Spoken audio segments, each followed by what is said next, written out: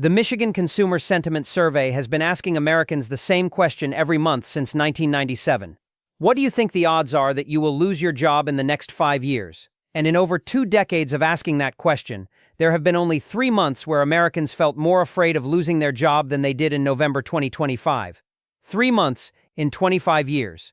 And those 3 months were all during the worst economic crises in modern memory. And a Gallup poll found that Americans' predictions for 2026 are considerably more negative than they were for 2025, with double-digit declines in positive expectations on employment, taxes, and economic prosperity. And 65% of consumers told NerdWallet they expect a recession within the next 12 months, and 71% rate the state of the economy as fair or poor according to Brookings. And only 29% believe they will be better off a year from now. But here is the thing that no poll can capture and that no data set can quantify, but that every single person watching this video knows is true. You can feel it. You feel it when you check your bank account and the number is lower than it should be, even though you have not changed anything about how you live.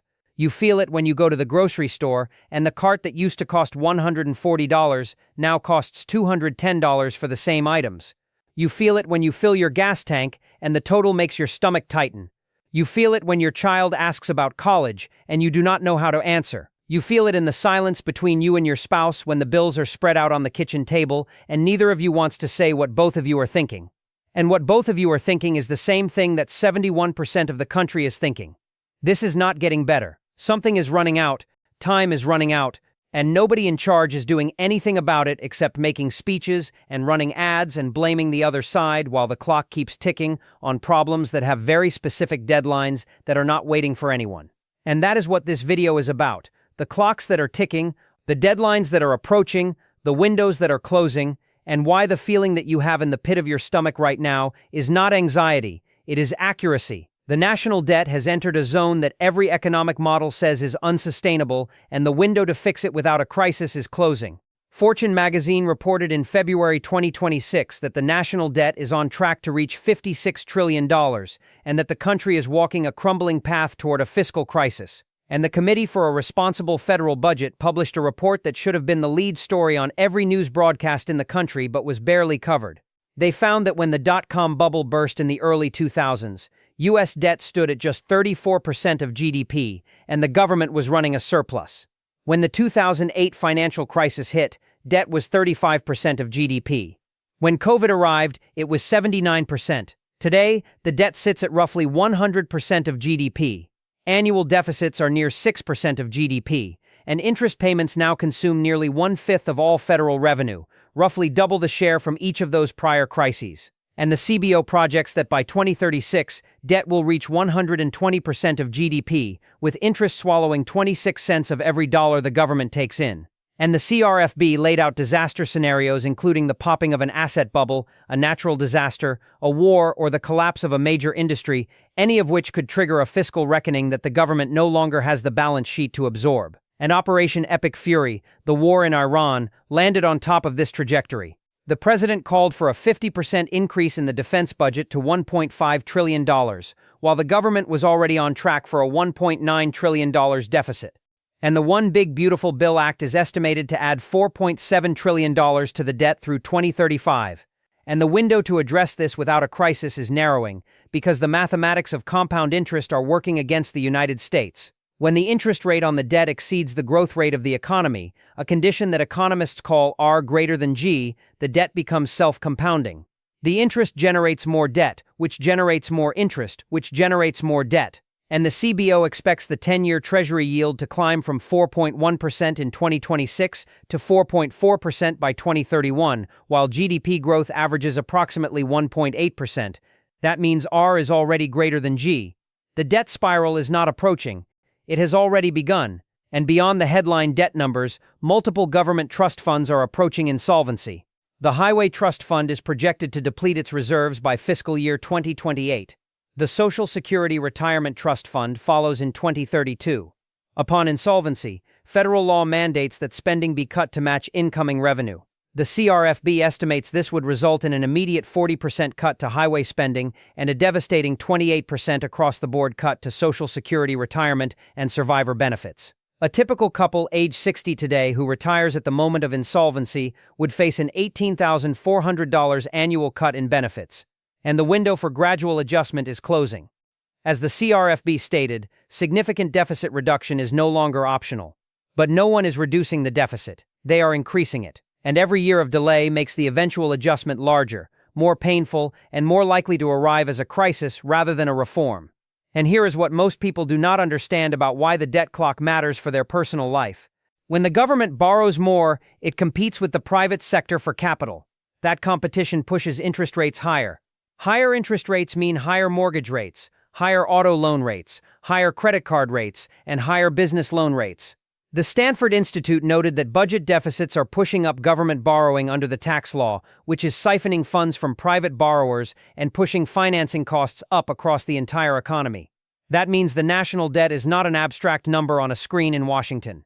It is the reason your mortgage rate is 6.5% instead of 4%.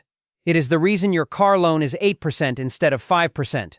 It is the reason the small business on your corner cannot get financing to hire 2 more people. The debt is in your life. You are paying for it right now in higher borrowing costs on everything you finance. And you will pay for it again when Social Security benefits are cut by 28% because the trust fund ran out while Congress was busy adding $4.7 trillion more to the debt. The clock on that trust fund depletion is not a metaphor. It is a date. It is 2032 or 2033, depending on which projection you use. That is 6 to 7 years from now, and no legislation has been introduced to fix it. None. Not a single bill. Both parties know it is coming. Neither party will act, because acting means either raising taxes or cutting benefits, and neither of those is politically survivable in a midterm election year, so they wait. And every year they wait. The eventual adjustment gets larger because the trust fund balance gets smaller, and the number of beneficiaries gets bigger, and the math gets harder to solve without pain. That is what running out of time looks like at the policy level. A known deadline, a known consequence, and a known refusal to act. That is not governance. That is negligence, and you are the one who will pay for it. The labor market is deteriorating in a way that the official numbers are hiding, and the people inside it can feel the difference. Fed Chair Jerome Powell stated recently that he believes payroll employment growth has been overstated, and that revised data will show the United States has been losing jobs since April 2025. That is the chairman of the Federal Reserve saying publicly that the jobs numbers you have been told about for the past year are wrong, that the economy has not been adding jobs, it has been losing them. And the February 2026 benchmark revision was projected to subtract 911,000 jobs from the 2025 count, potentially turning job growth negative for the entire year. Average monthly employment growth since April has been just 17,000, a level that Brookings noted would historically signal a labor market in crisis. And the Roosevelt Institute found that this vibe shift is real. Households are lowering their inflation expectations, but are now worried about losing jobs at historic levels. The fundamental anxiety has shifted from prices are too high to I might not have a job, and the labor market has settled into what Stanford called a low-hire, low-fire equilibrium. Companies are not laying people off in dramatic waves that make the news. They are simply not hiring. Job openings have declined for months. The hiring rate has fallen, and the people who lose their positions through attrition, restructuring, or contract expiration are not being replaced. They are disappearing from the workforce without a headline, without a severance package, and without a plan. And RBC Economics estimated that retirements and reduced immigration have removed nearly 3 million workers from the labor force since 2024. That sounds like it should make the labor market tighter and push wages up, but it has not. Because the demand side is weakening faster than the supply side is contracting. Companies are not competing for workers. They are evaluating whether they need the position at all. And in many cases, the answer is no, because AI can do 70% of the work for 1% of the cost. And the people who feel this most acutely are the ones nobody is talking about. The 55-year-old who was laid off from a mid-level corporate job and has been sending resumes for 7 months without a single interview. The 62-year-old who was pushed into early retirement during a restructuring and cannot find comparable work because every employer sees their age before they see their resume. ARP found that 67% of older workers say it would be difficult to find a new job right now, with age discrimination cited as the top barrier. And 24% worry they could lose their current job within the year. These people are running out of time in the most personal sense possible. They do not have 20 years to rebuild a career. They do not have 15 years to recover their savings. They have 5 years, maybe 7. And every month that passes without employment is a month of lost income, lost retirement contributions, lost Social Security credits, and lost confidence that erodes their ability to present themselves to the next employer who will probably not call them back anyway. That is what running out of time feels like at the individual level. And it is happening to millions of Americans right now, while the unemployment rate sits at a number that makes the economy look fine from a distance. And there is another dimension of the labor market deterioration that is almost never discussed. The quality of available work is declining simultaneously with the quantity. The Roosevelt Institute noted that the economy has settled into a pattern where the only sectors consistently adding jobs are healthcare and education, both of which are heavily dependent on government funding that is being cut. The private sector job creation engine, the one that historically produces the middle-class jobs that build wealth and stability, has stalled. And the jobs that AI is eliminating are not being replaced by equivalent jobs in other sectors. They are being replaced by gig work, contract positions, and part-time roles that offer no benefits, no retirement contributions, no job security, and no path to the kind of stability that your parents' generation took for granted. A person who loses a $75,000 salaried position with health insurance and a 401k match and replaces it with 2 gig contracts totaling $60,000 with no benefits has not recovered. They have been permanently downgraded. And the time they spend in that downgraded state is time they are not building retirement savings, not accruing employer benefits, and not developing the professional trajectory that leads to higher earnings later. That time is gone. It does not come back. And for workers over 50 who have the fewest years remaining to recover, every month in that downgraded state is a month that directly reduces the quality of the rest of their life. The healthcare system is being dismantled faster than anyone can process, and the damage will take decades to repair if it can be repaired at all. 20 million Americans saw their health insurance premiums double or triple on January 1, 2026, when the enhanced ACA subsidies expired. That was not a gradual change. It was an overnight shock to 20 million household budgets that had no time to prepare and no alternative to absorb it. A health policy professor at Yale called it the most regressive health insurance policies in our lifetime. And the One Big Beautiful Bill Act cut $990 billion from Medicaid and CHIP over the next decade. The CBO project's 11.8 million will lose Medicaid directly. Work requirements starting in 2027 will push millions more off the rolls. And 1.4 million low-income Medicare beneficiaries could lose their savings program coverage, which the Medicare Rights Center said would undo years of progress in reducing financial insecurity among older adults and people with disabilities. And Marketplace enrollment, which had reached nearly 24 million, is projected to lose 5 million customers in 2026 because of price hikes and new enrollment barriers created by the Marketplace Integrity Rule. And the institutional damage is even deeper. Rural hospitals that depended on Medicaid revenue are closing. The Commonwealth Fund projected 477,000 healthcare job losses from the combined cuts. And every hospital that closes, every clinic that reduces hours, every specialist who relocates to a wealthier market is a permanent reduction in the healthcare capacity of the community it leaves behind. You cannot reopen a closed hospital with a policy change. You cannot rehire a dispersed medical staff with a legislative vote. The institutional knowledge, the equipment, the relationships with patients, the community trust that took years to build, all of it is gone when the doors close. And the doors are closing right now. And the people who are losing coverage are not just losing access to treatment, they are losing time. Because every month without a screening is a month where a treatable condition can progress into an untreatable one.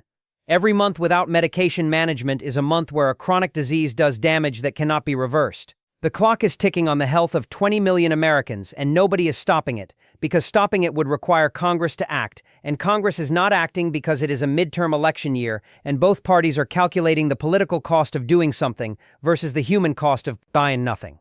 And the human cost does not show up on a poll. It shows up in an emergency room, 18 months from now, when a woman arrives with stage 4 cancer that would have been stage 1 if she had been able to afford the screening that her expired subsidy used to cover. And there is a timeline embedded in this healthcare crisis that makes it uniquely irreversible. Health conditions caught early are treatable. Health conditions caught late are catastrophic.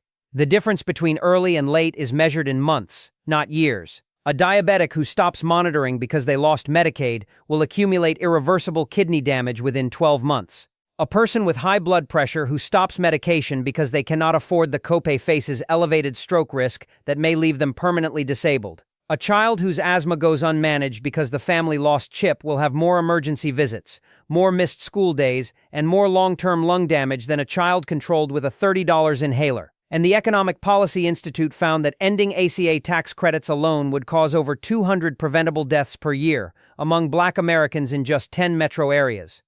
Every day that passes without those subsidies being restored is a day when preventable deaths are being allowed to occur. The clock is not theoretical. It is biological. And biology does not negotiate. The war has created a chain reaction that nobody knows how to stop, and the longer it goes, the deeper the damage embeds itself into every price in the economy. Gas went from $3.01 to over $5 in 5 weeks. Diesel surged 41% from $3.89 to $5.38. Brent crude touched $126. And the Strait of Hormuz, through which 20% of the world's oil supply flows, has been functionally closed for over 5 weeks, with Iranian mines confirmed in the shipping lanes and traffic running at approximately 8% of normal volume. And the IEA called it the largest supply disruption in history. And oil analyst Andy Lippo told clients that the full effects of higher diesel prices have yet to be felt and that they will flow through the economy over the next few months, even if the war ended tomorrow. And chief economist Joe Brusuo said something that every American needs to internalize. He said something that is going on right now will still be impacting them come December. And PBS reported that March saw the biggest monthly inflation spike in 4 years, driven almost entirely by soaring gas prices. And a top Fed official is now seeing potential for a rate hike, not a cut, because inflation is accelerating upward while the economy is decelerating downward, and the Fed cannot fix both problems with the same tool. And the fertilizer pipeline has been devastated. The strait carried roughly 1/3 of all seaborne fertilizer trade. Urea prices surged 47%. Morningstar projects nitrogen fertilizer could double from 2024 levels, and the FAO gave a 3-month window before damage to global crop yields becomes irreversible. That window closed in June. The crops that were planted this spring with insufficient fertilizer at inflated costs are going to produce the food that arrives on your grocery shelf this fall at prices you have never seen. And every day that the war continues, the damage embeds deeper into the price structure of the global economy. The diesel surcharges that were added to freight invoices do not get removed the day a ceasefire is signed. The grocery prices that went up to cover increased delivery costs do not come back down. The insurance premiums for tankers transiting formerly contested waters do not return to pre-war levels. Costs go up on an escalator and come down on a staircase. And this escalator has been running for 5 weeks and counting. And the people who are going to absorb the full cost of this chain reaction are the same people who were already running a deficit before the war started. Moody's Analytics said higher gasoline costs act like a tax on households by reducing real disposable income. And Fortune reported that the lowest-income households spend 18.3% of their wages on gas, more than double the average. And the Joint Economic Committee found that Americans paid an extra $8.4 billion on gasoline in a single month. That money was extracted from household budgets that were already at the breaking point. And the clock is ticking because every day of elevated prices drains reserves that were already insufficient and pushes families closer to the edge from which there is no recovery without intervention. And no intervention is coming. And the psychological weight of watching gas prices climb every day while your paycheck stays the same is cumulative. It compounds the way interest compounds. Each week it gets a little harder. Each fill-up takes a little more from the grocery budget. Each grocery trip puts a little more on the credit card. Each credit card statement carries a little more interest, and the family that was managing in February is struggling in April and will be drowning by July if nothing changes. And nothing is changing. The ceasefire has not been signed. The strait has not been fully reopened. The mines have not been cleared. The insurance premiums for tankers have not come down. And the diesel surcharges that were added to every freight invoice in America are not being removed. They are being renewed and extended, and built into the baseline cost structure of every product you buy. That is the clock you can feel ticking every time you swipe your card. The feeling you have is not irrational, and the reason nobody will validate it is because validating it would require telling you the truth. I want to close by talking directly to the feeling that I named at the beginning of this video because I think it is the most important thing I can do right now. The feeling that time is running out, that the trajectory is not sustainable, that the math does not work, that something is going to give, because it has to give, because the forces pressing on the system from every direction simultaneously are exceeding the system's capacity to absorb them. That feeling is not irrational. It is the most rational response possible to the data. The debt is at 100% of GDP and climbing. The interest payments are consuming a fifth of revenue. The Social Security Trust Fund depletes in 7 years. The Highway Trust Fund depletes in 2. The healthcare system is being cut by $1 trillion, while premiums double. The labor market is losing jobs while the official data says it is not. The war is injecting inflation into every product category, while the Fed is trapped between cutting rates and raising them. The food supply is being priced upward by a fertilizer crisis that cannot be resolved before the fall harvest. And 43% of Americans cannot cover a $1,000 emergency. Every one of those facts is documented. Every one of those timelines is real, and every one of them is converging on the same population at the same time. That has not happened before. In 2008, the crisis was financial. In 2020, it was viral. In both cases, the government had the fiscal capacity to respond with massive intervention. In 2008, debt was 35% of GDP. In 2020, it was 79%. Today, it is 100%. The Independent Institute quoted national security leaders from 8 administrations who warned a decade ago that long-term debt is the single greatest threat to national security. They said a fiscal crisis would erode America's military and economic strength simultaneously. And now there is a war on top of the debt, and a healthcare crisis on top of the war, and a food crisis on top of the healthcare crisis, and a labor market deterioration on top of all of them. And the government that is supposed to manage all of these crises simultaneously is running a $1.9 trillion deficit, fighting over a budget, heading into a midterm election, transitioning the Federal Reserve chairmanship, and cutting the safety net programs that the population depends on to survive the exact kind of economic shock that is arriving right now. And the reason nobody in power will validate your feeling that time is running out is because validating it would require admitting that the trajectory is not fixable within the current political and economic framework. It would require admitting that the tax cuts that were supposed to generate growth are generating debt, that the war that was supposed to be over quickly is not over, that the healthcare cuts that were supposed to save money are going to cost more in emergency room visits and lost productivity than they saved in Medicaid spending. That the labor market is weaker than the data says, that the food prices are going to get worse before they get better, and that the people who are supposed to fix all of this are the same people who created most of it. So what do you do when the clock is ticking and nobody is stopping it? You stop waiting for someone to stop it. You accept that the trajectory is what it is, and you position your family to survive inside of it. You pay down every dollar of high-interest debt you can, because debt is the mechanism through which rising costs destroy household finances. When prices go up and your income stays flat, the interest on your debt is what turns a tight month into a missed payment, and a missed payment into a cascade. Eliminate the interest and you eliminate the accelerant. You build a cash reserve, even if it starts small, because the difference between absorbing a shock and being destroyed by one is having $2,000 in a savings account that you do not touch for anything other than a genuine emergency. You stock your pantry with food you already eat, because every dollar spent on food now is worth 15 to 20% more than every dollar spent on food in October, when the fall harvest arrives at prices that reflect the fertilizer crisis and the diesel surge. You identify one skill that has value regardless of what the economy does. Anything that requires physical presence, human judgment, or trust. Healthcare, trades, repair, community organizing, sales, teaching. Those skills cannot be automated, and they cannot be offshored, and they will be in demand regardless of whether the economy grows or contracts. You have the conversation with your family. Put the numbers on the table. What do we earn? What do we owe? What happens if one of us loses our income? What is our plan? Because the families who come through what is ahead are not the ones with the most money. They are the ones with the most clarity. And clarity starts with a conversation that most families are avoiding, because the truth is uncomfortable. The truth is always uncomfortable. But the truth is also the only foundation on which a real plan can be built. And a real plan, even an imperfect one, is infinitely better than no plan at all. You can feel that time is running out. Trust that feeling. It is telling you something that the headlines are not. It is telling you that the window to prepare is still open, but it is narrowing. And the people who prepare inside of that window are the ones who will look back a year from now and say, I saw it coming and I did something about it. Be one of those people. Share this video with someone who has the same feeling but does not know what to do with it. Because the plan I just gave you is not complicated and it does not require wealth. It requires action. And action is the only antidote to the anxiety that comes from watching a clock tick down while standing still. Subscribe and turn on notifications, because I am going to keep tracking every one of these timelines in real time.